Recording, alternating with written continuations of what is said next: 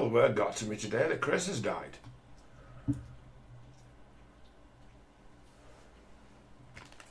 "88 years old." Makes sense. 88 years old, Kris Kristofferson died. And they'd be like, oh God. But it's funny one with Kris, because you can't be sad that he died. Because he gets to go home. It's like there's not, in fact there's no figure in the last 100 years who's had a life as, let's say, varied and just you can't put a word to it, as would have achieved as much as he has in his lifetime. And it's actually incredible.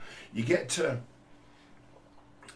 when I first discovered Kris, it was I knew him as an actor, and there was a buddy of mine who I used to, before the days of Napster and the internet where you could get all kinds of records easily enough. I had an old mate who was a big fan of him. He was his favourite, and he was also a big fan of Leonard Cohen.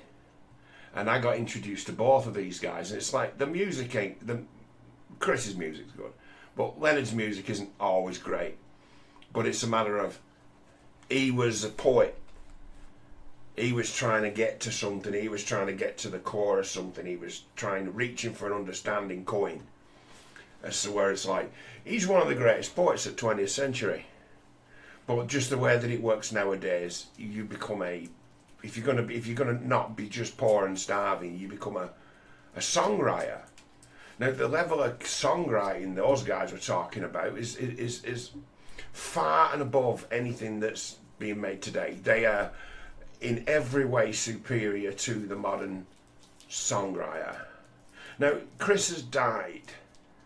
Now Kris has let it be known years ago that on his tombstone, on his gravestone, he wants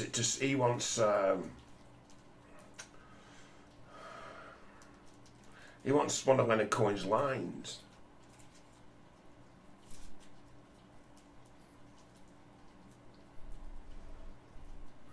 Like a bird on a wire, like a drunk in a midnight choir, I have tried in my way to be free.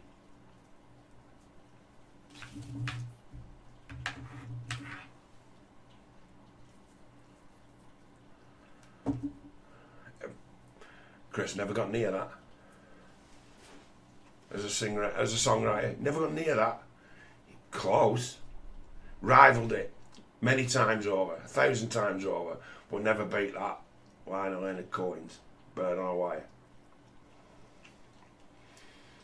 It's like forever asking the question, who am I?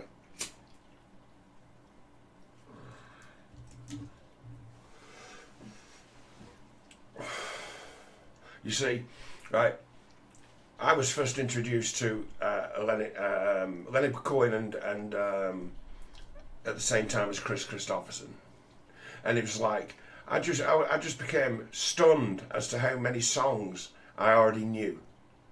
When he's like, "Hey, I'll stick these on for you." We used to sit in his living room and we used to drink whiskey and smoke joints and listen to Leonard Cohen. And he'd made me listen to Tom Waite once. I never got into him. That fucker can't sing. You might as well just say it. Never got into him. But my mates like me, that Tom Waits is like, you don't see the emotion that goes into the performance as to where this guy's in despair. This is like really bad. It's like, this is so bad it's good. He says, if this doesn't move you, it's like you just don't have a soul. And I'm like, no, he just sounds like shit. He makes me want to laugh. And so my mate Brian, he's like, yeah, but he's funny too. He's got a sense of humour. I'm like, this is too heavy for me. I can't get into this because I can't get past the din of his fucking noise. So when you put like the avant-garde on for me,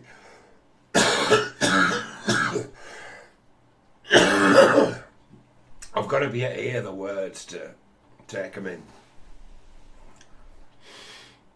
So it's like Kristofferson, in his way, has kind of in various times in my life where I need to be reminded that it's not over. I've had some like seriously bad things happen to me in my lifetime where it's been a matter of what is the point? Like really bad moments. And in those bad moments, I generally find Kris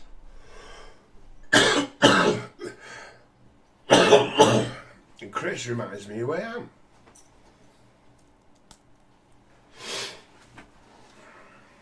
As he goes through the motion of reminding himself who he is through his music. Man's a magician, brilliant, as songwriters go, understands what it is to suffer and to have something. He's got something in his songwriting that's elusive, and it's in some regards the whole thing is an act of faith. The whole thing is an act of praise to God. It's like there's no man of greater faith. There was a time, when fucking David Icke, right? Before the internet came along, when people used to try and voice video cassettes on you of David Icke talking, where he named Kris Kristofferson as a member of the Illuminati.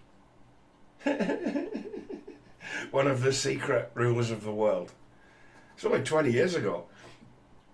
And it was in that moment, where I realised when living David Icke that this guy hasn't got a fucking clue and he's just making things up as he goes along, and this whole thing is a great big patchwork quilt, and this guy is a confidence man, like a hypnotist. And it's like, why? Because he says that he has inside information that Kris Kristofferson is one of the most evil men in the world. Why would he come to that conclusion? 33rd degree Freemason.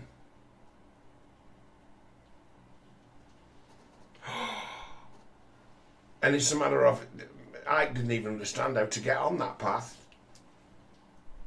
What it even is, what it's even about, what it even signifies, doesn't know. Doesn't understand why you'd be brought into a fraternal brotherhood like that at the highest level of the game. Doesn't understand why. So it's like, where does the story of Kris start? And it's like, well, it's like you wouldn't believe it. It's like, why? It's like, because no fiction story you've ever seen a movie of or read a book of is anything like quite as complex and amazing as the story of Kris Kristofferson. It's like go and have a look at a Wikipedia, you'd be like, you fucking what? Who wrote this? This guy's lived 4 or 5 lives.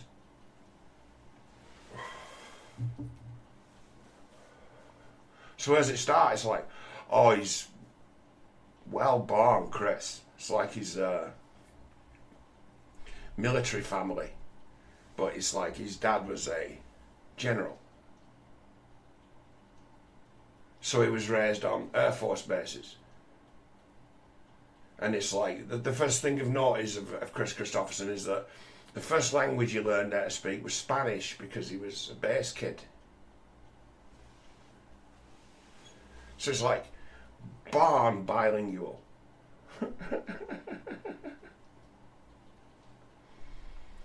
Good sportsman, did well at school, American football. It's like, could have made a career of that, but no. His parents had bigger ideas of what they wanted him to be. Kristofferson's parents wanted him to be president.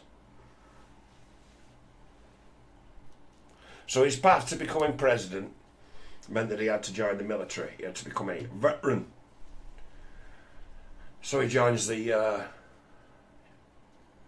Air Force. Kris Kristofferson is a helicopter pilot. Like Prince Andrew. Like a really well thought of, like very good military pilot, instructor. Youngest ever captain in the American Air Force, Kris Kristofferson. Might have been beaten because it's like where things like that have been written, they were written 25 years ago and more.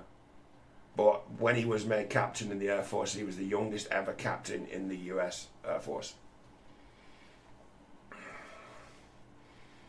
Early 20s.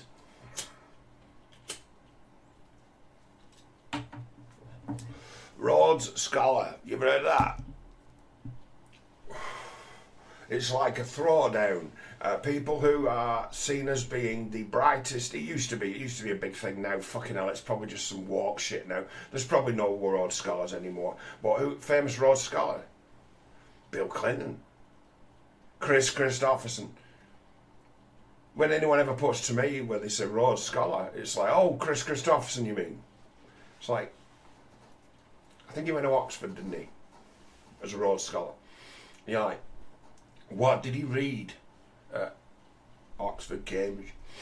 Can't remember which. He took part in things like boat races and rugby, and he played in all the house sports, made a lot of good pals, but he was there reading The Portrait of William Blake. It's like, you guys ever read The Portrait of William Blake? It's like, every kid at school should be learning The Portrait of William Blake. Like, what? It's like lessons, man. Some real lessons you can learn from Blakey. It's like, he was brilliant. It's like, in Blake, you've got someone who used to make a kind of earnest living, do all right for himself. Him and his wife producing books of poetry. And he'd put out a book of poetry and they'd print like 50 of them or hand illustrate 50 of them, sell them. And it was like only the elite had the money to buy the poetry of William Blake. It was like the hipster thing you needed to know at the time. It's like Blake, and he was revolutionary in the inception of like the British place in the world, or God's place in the world, in the new world, in the world of sort of Edom, in this new wider world with great frontiers. Like, yeah, it's like William Blake, like he defined like the role of God in society. He was amazing. It's like, read some William Blake. So you Rhodes Scholar, what do you go reading? What do you go and learn about? The Portrait of William Blake. And they'd be, oh, so you didn't waste your time then? Wow. Comes back to America, and then became estranged from his parents for the rest of their lives when he told them that he didn't want to be president. Seriously, it's like he was on his way up. His parents wanted him to be president. They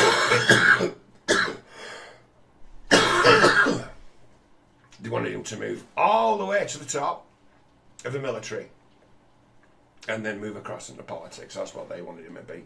They wanted him to be a senator, and then they wanted him to be president, and he didn't want to do that.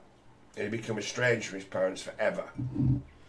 And so, let's say, stubborn were he and they about this decision, he went on to have an incredible career.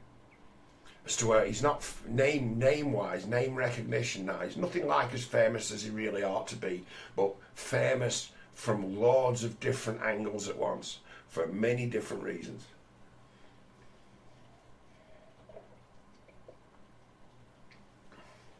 So, he informs his parents that he wants to be a singer-songwriter.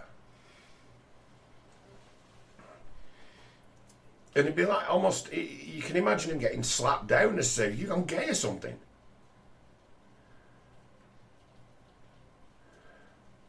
You're throwing away your career for a dream. Have you gone soft? Like, literally, have you gone soft? It's like, you've been raised to be a man. You've been raised to be a jock. You've been raised to be a leader. You've been raised to do great things. And you're going to do this? So he was actually cut off from his family. They threw him out. Gone. So the tales the songs he sings of penniless existence in Nashville, absolutely true. He was desperate.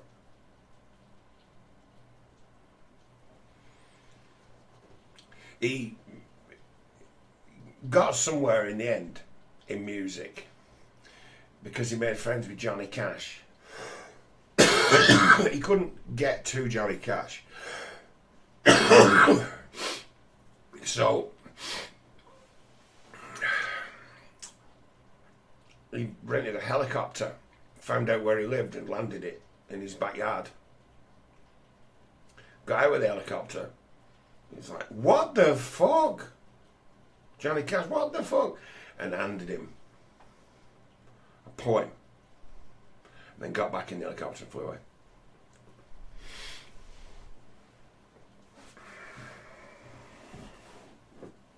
Now, say, if you understood the position that Johnny Cash holds in musical history, and it be a matter of what was on that piece of paper, well, I don't know, but it could have been one of about 15 songs that Kris wrote that Johnny Cash covered or else recorded. So he blew his mind.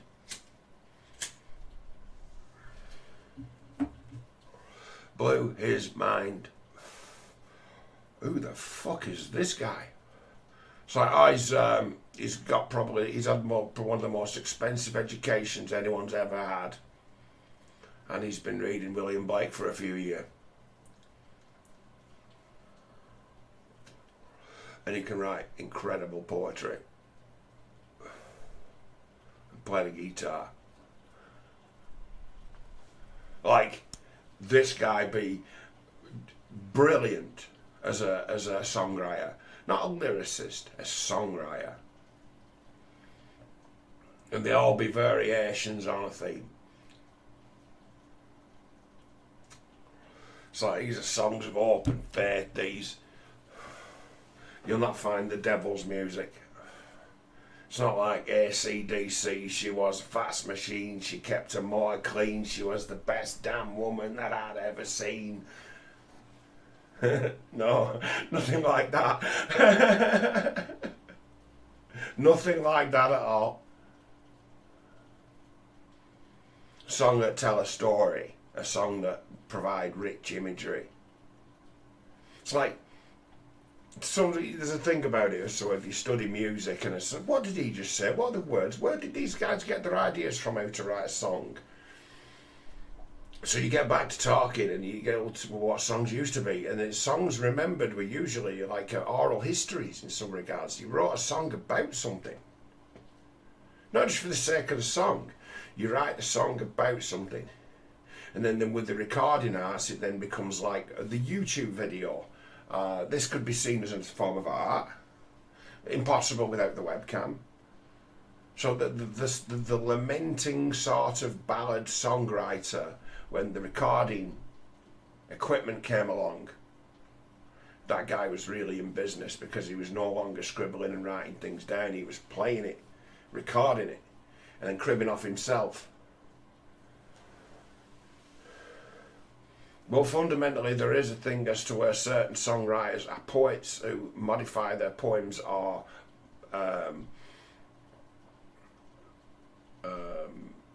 others help them arrange them into songs. You get different kinds of songwriters. You get bands produce tunes, and someone comes along in the band and gives it words, and that's why the words are shit usually. Words to songs are not, lyrics are not usually great. They come up with words that sound cool to say or sing, and just buzz them together, buzzword it. But it's like, he starts with the written word. Here's the poem. I have some ideas about the song.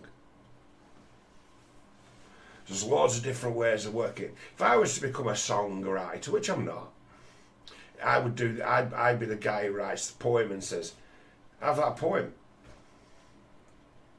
some words in that. If you want him for words, here, Mr. Band Guy, here's a few poems. Put them in the mix. Make them part of the process. So the guy coming up with poems in the band, he's often the songwriter, isn't he? If you can get a poet to join your band, you're in business, aren't you? It's a trick of the Manic Street Preachers that Nicky Wire's a good poet. That's what he is, a poet. Does he play the bass? Yep. He's a poet.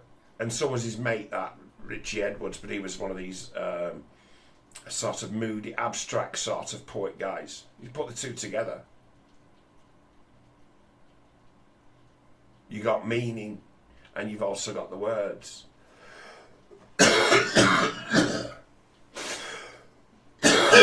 Excuse me. I'll be joining Chris. I wonder whether I'm coughing. Feeling better today than I've done recent times. I've been very ill. So it's like, so then Chris then embarks on, he becomes quite well known. He gets globally kind of famous when Janis Joplin stole one of his songs. She physically stole one of his songs that became her signature tune, being Me and Bobby McGee, and she murders that song by gender flipping it. Murders it. But it's still one of the most famous sort of rock related sort of country songs by one of the great singing legends. Still famous.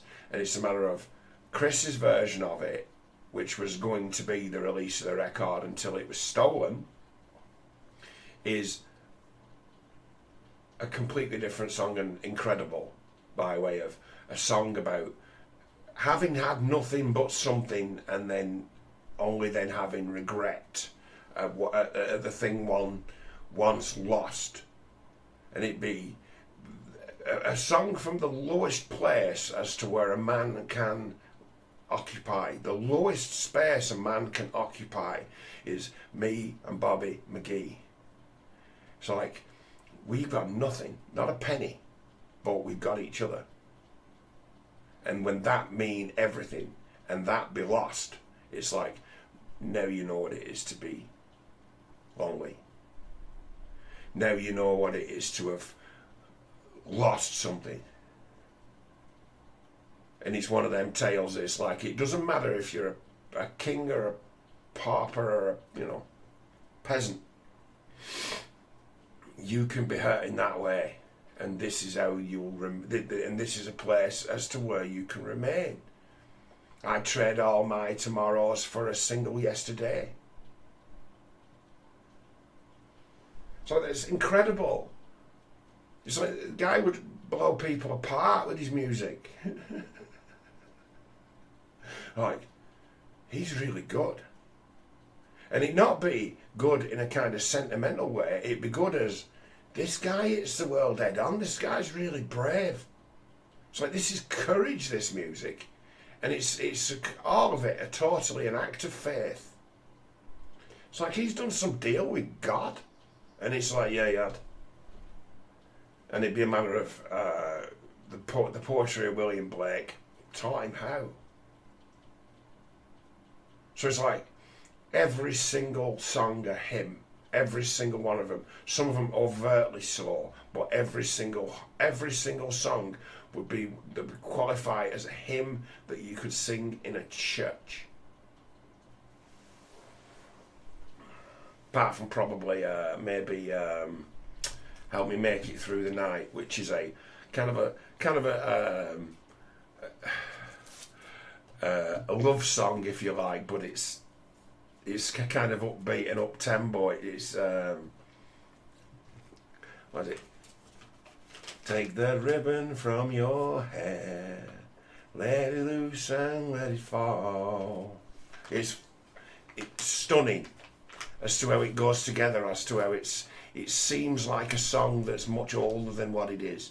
It's like, weren't they singing this 200 years ago? And I'm like, maybe. Maybe they were. Maybe these are the real songs. Maybe this guy's discovered the old songs.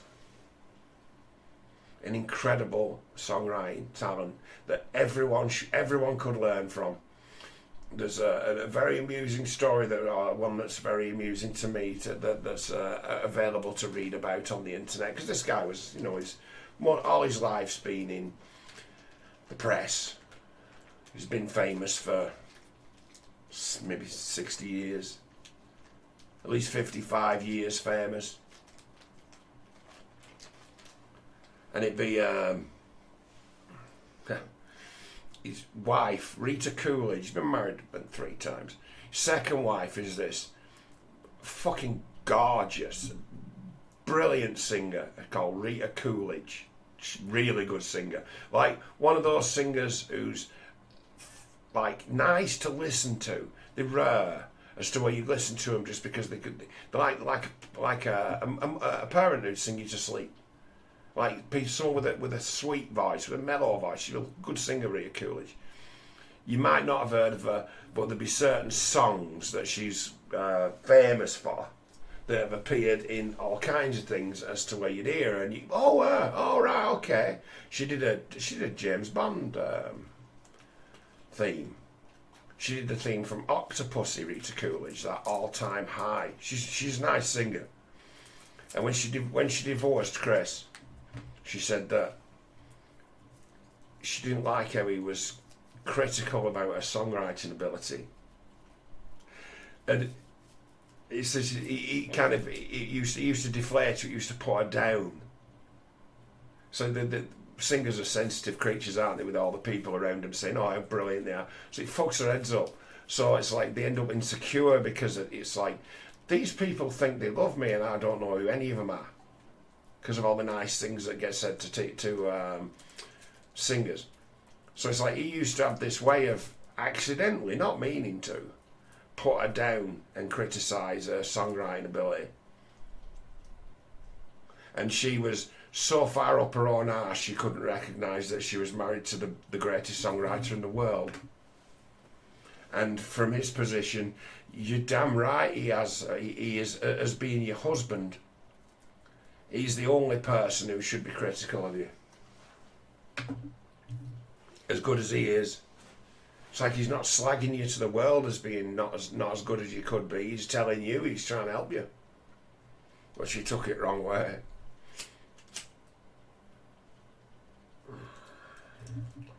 So then guy becomes an actor. And it's like, hadn't he trained in acting? No. Just gets it. Has seen some challenge, has learned his stuff, has lived quite a life already. He's got the experience to convey what he needs to convey. And it's like Kris, one of the great underrated actors as a leading man. It's because the films that they put him in weren't particularly successful. Whereas it's like Convoy was successful. But that was kind of a low-budget movie. The one that they put all their eggs into was a movie called Heaven's Gate. Truth be told, I've never seen Heaven's Gate, but it is on Prime Video. I might watch it one day. I've been catching up recently on some real fucking old movies with having that Paramount Plus. I'm like going through pretty much the Paramount archive.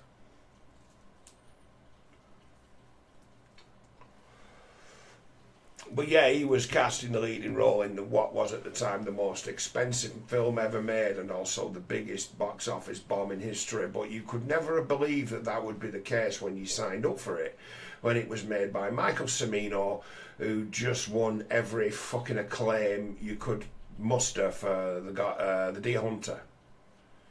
I'm alright with the Deer Hunter. I don't think it's that great. I think by the time I saw it, it would have been I'd have been about 30 by the time I ever saw the Deer Hunter. I'd seen it in it's like 20 years ago.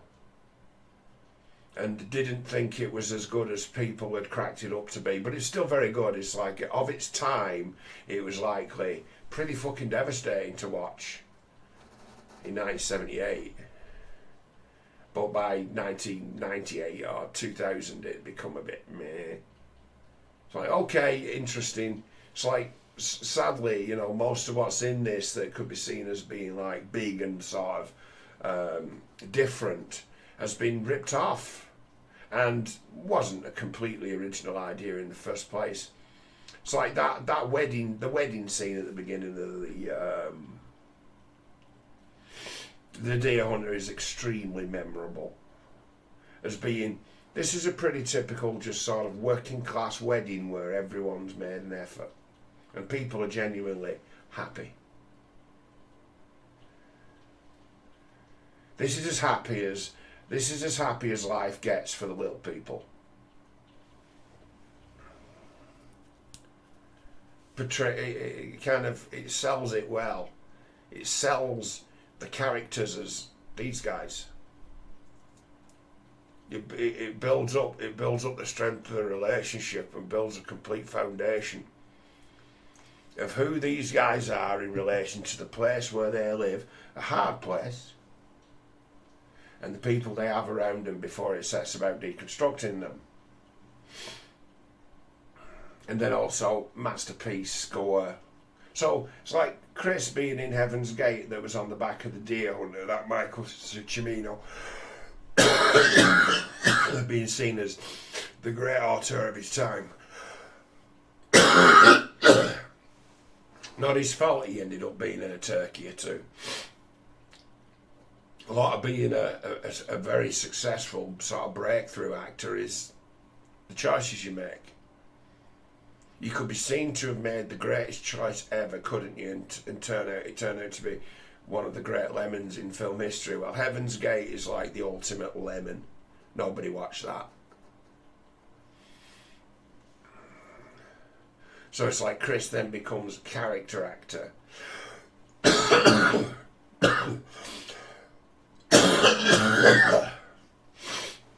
But again, memorable character actor. There would have been people who first saw Kristofferson in something because they were young. There would have been my generation of people. And the first thing that they've seen him in is something like Blade with Wesley Snipes, where he plays Whistler. And it's like, this is an hard bastard cool old guy who's taking no shit from nowhere, has seen it all, bought a t-shirt.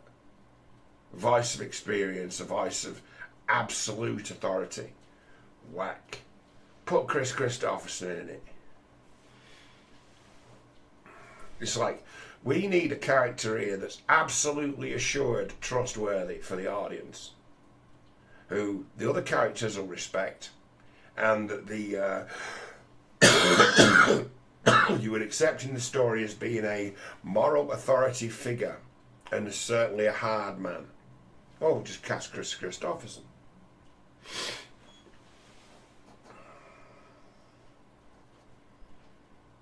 And to just go in and play himself.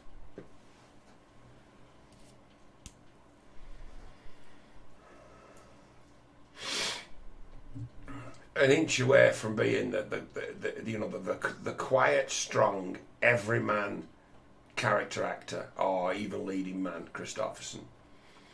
A few different turns on the way. He could have certainly, maybe after Steve McQueen died, maybe had his career.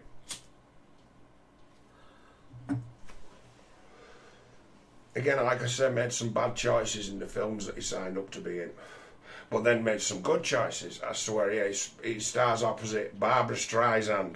It's like, it's hard to imagine for people as little as us, and what a big deal and what a big name Barbra Streisand was in the 1960s, 70s and 80s. My mother used to be a massive fan of Barbra Streisand when my mother was a little girl.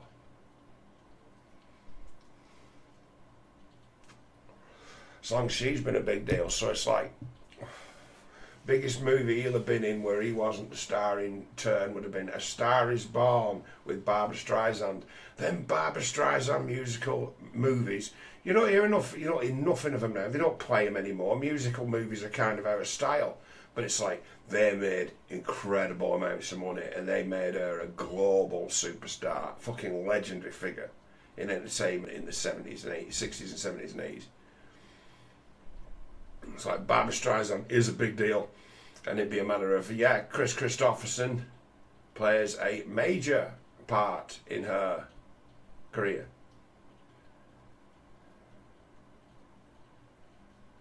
It's like the level of, let's say, the level of stardom you hear these. Oh, it's money, right?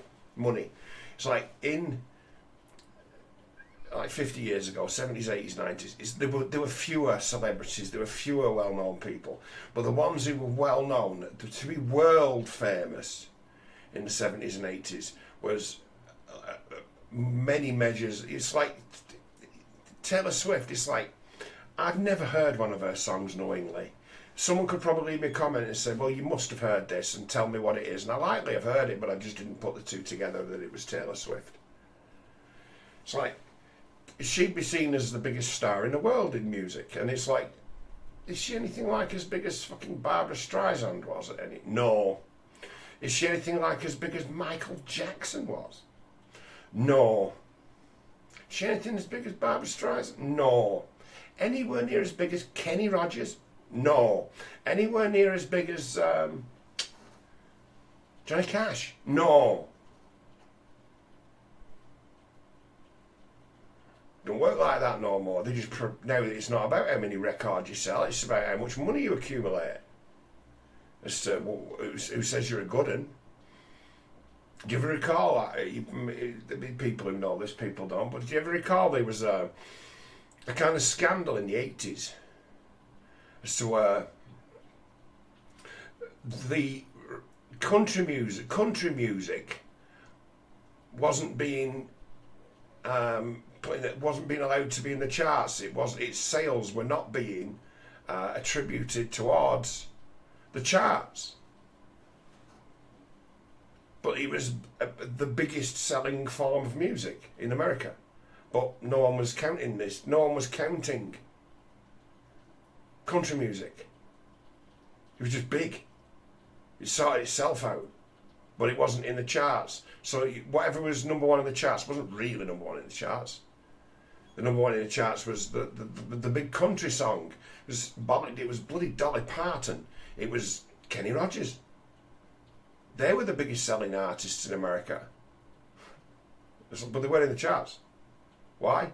The music wasn't being counted. Really? Oh yeah. It's like you go away and find out how many records Kenny Rogers sold. And then go way up as to well, how many times did he get to number one in the charts? Never. How many times did he have an album that charted really high in the Billboard chart? Never. He was just making money. The music wasn't being counted. So then they start to put together as okay. So who were the biggest stars in the world? This is American music. Who were the biggest stars in the world? Well, I'm sorry to say, boys and girls, but the biggest stars in the world are Elvis Presley, Willie Nelson. Willie Nelson, Kris Kristofferson, Johnny Cash. These are the biggest stars in the world. They've got the money to prove it. So then they start weighing up. It's like, okay, who's the if we're so wrong about this, who's the biggest selling songwriter of all time? If we're so wrong, who's actually the biggest selling songwriter of all time? And it comes back. Kris Kristofferson. What?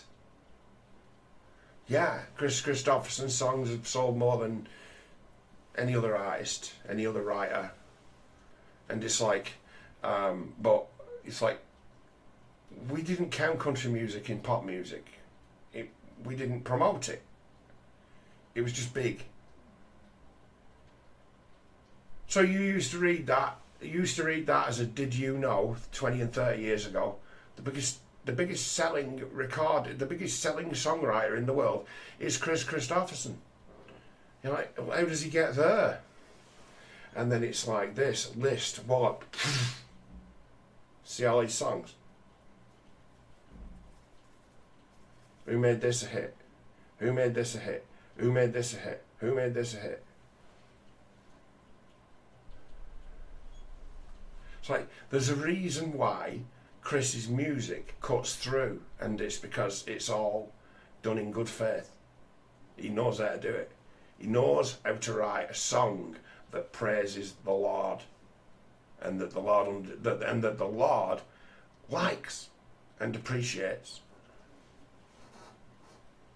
So it's like, you wonder why he was made a 33rd degree Freemason. And so David Icke gets hold and says, this guy's Illuminati, he's one of the secret rulers of the world. And it'd be a matter of, David, what you actually found, right, was the nearest, or the nearest you could find to a guy at large who's an apostle, like a saint. He gets it. He works for the boss. That's what you found. And because you're so cynical, you see that almost, like, I won't say reborn Christian, because that's bullshit. It's just almost a brand. It would be the man who's found his way back to God, and it's like, everyone's potentially that, you know.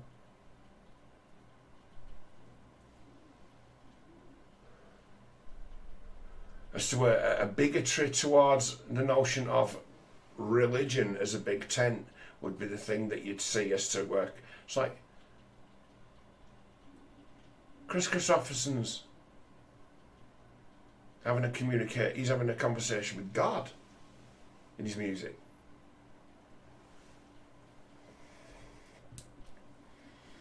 But it can't be real God, because there is no real God.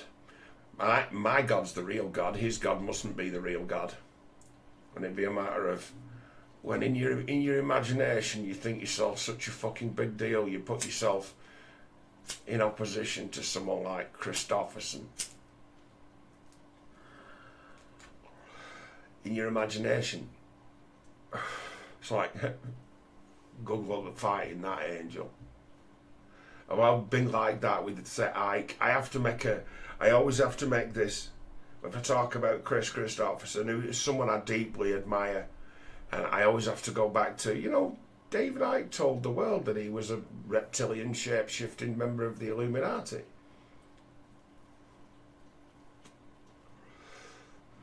Praying to God, he's God, that people never actually go away and find out who he was, because then they might really learn something.